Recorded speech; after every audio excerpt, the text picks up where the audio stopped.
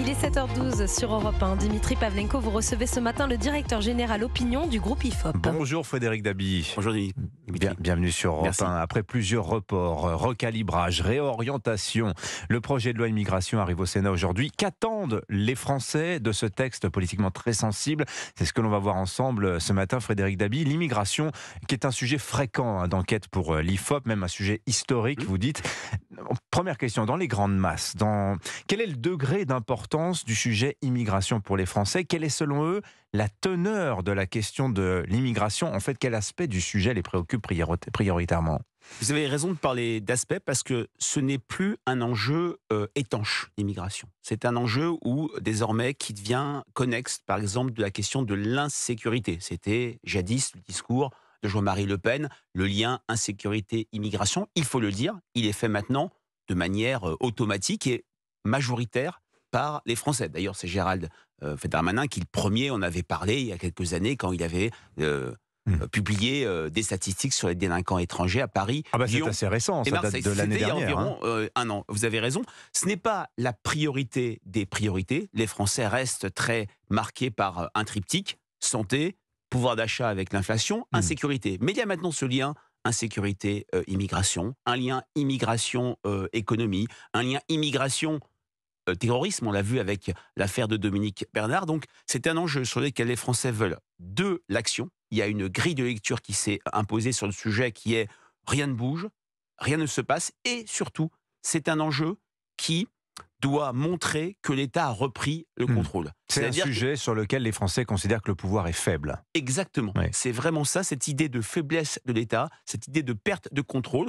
Les Français ne sont pas dans une logique de durcissement absolu. Bien sûr, ils veulent, et c'est une attente majeure, l'expulsion des délinquants étrangers à l'issue de leur peine. Mais ils restent, j'ai envie de dire, rocardiens. Du rocard des années 80-89 qui disait la France ne peut pas accueillir toute la misère du monde, mais il doit en prendre sa part. Quand on teste, et c'est une question historique IFOP pour la Fondation Jean Jaurès, la phrase « c'est la tradition de la France d'accueillir des personnes fuyant la guerre ou la misère », on trouve toujours une petite majorité de Français qui sont d'accord. C'est un sujet qui est de moins en moins clivé entre la gauche et la droite, mais un, on veut de l'action, et deux, on veut cette idée de reprise de contrôle, de maîtrise des frontières.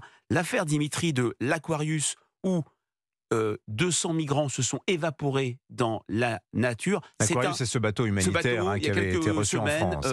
Quelques mois, à Marseille, l'année dernière. Ouais. Et il y a vraiment cette idée que l'État n'a plus le contrôle. C'est la même logique sur les questions d'insécurité, où quand on voit les victimes de l'insécurité, la délinquance, les Français pointent très souvent, à part des faits divers affreux, des personnes qui sont dépositaires de l'autorité de l'État. Un policier, un pompier, un maire, un élu. Et donc c'est cette reprise de contrôle qui va être au cœur de l'attente des Français. Alors, il y a eu beaucoup de sondages sur le projet de loi immigration. C'est assez frappant de voir depuis 2 mois et ça continue. Alors, je vais prendre celui que votre sondage IFOP pour Livre Noir. Il date du début du mois d'octobre, mais il est tout à fait d'actualité. Il y a cette mise en parallèle de 2 prises d'opposition des Français qui peuvent paraître paradoxales. On a besoin de vos lumières, Frédéric Dabi. Vous l'avez dit, 86% des Français dans ce sondage sont favorables à l'expulsion des délinquants et à toutes les mesures de fermeté en général. Et en même temps, ils sont près de 7 sur 10, 68% en faveur de la régularisation des sans-papiers dans les métiers en tension. Est-ce qu'il n'y a pas là une contradiction des Français? Je ne pense pas que ce soit une contradiction. C'est que les Français, c'était votre première question, première remarque, voient ce sujet avec différents prismes, différentes lunettes. Oui, il y a un véritable durcissement. D'ailleurs, toutes les mesures, vous avez cité celle de l'expulsion des délinquants étrangers, sont majoritaires, y compris à gauche. C'est un enjeu qui est de moins en moins clivé entre la gauche et la droite. Y compris à la France insoumise. Y compris, oui, je crois que c'est 67% chez les sympathisants de la France insoumise. Encore un sujet où il y a un décalage entre les prises de parole, notamment de Jean-Luc Mélenchon, et ce que souhaite, ce que veut son électorat. Mais sur la question de la régularisation des sans-papiers, 2 tiers y sont favorables.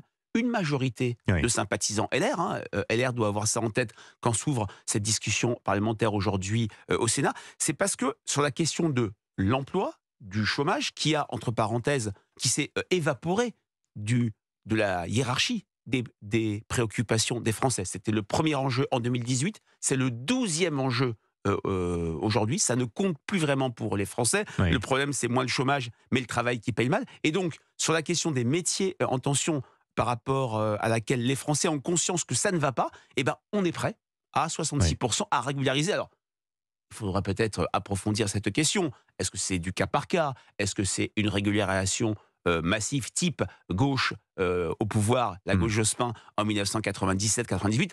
La question ne le dit pas. Mais en tout cas, ça montre que l'opinion publique est à multiples facettes et pas seulement sur un prisme de durcissement, d'expulsion, de répression.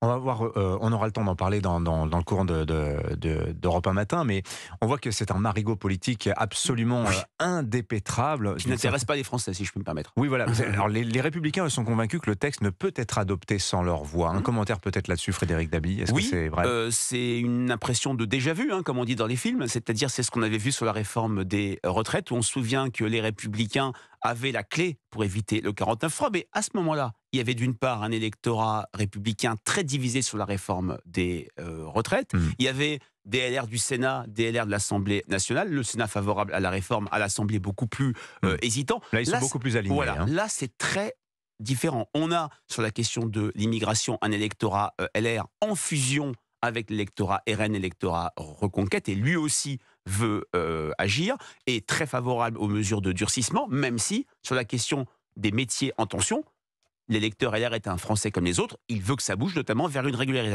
régularisation.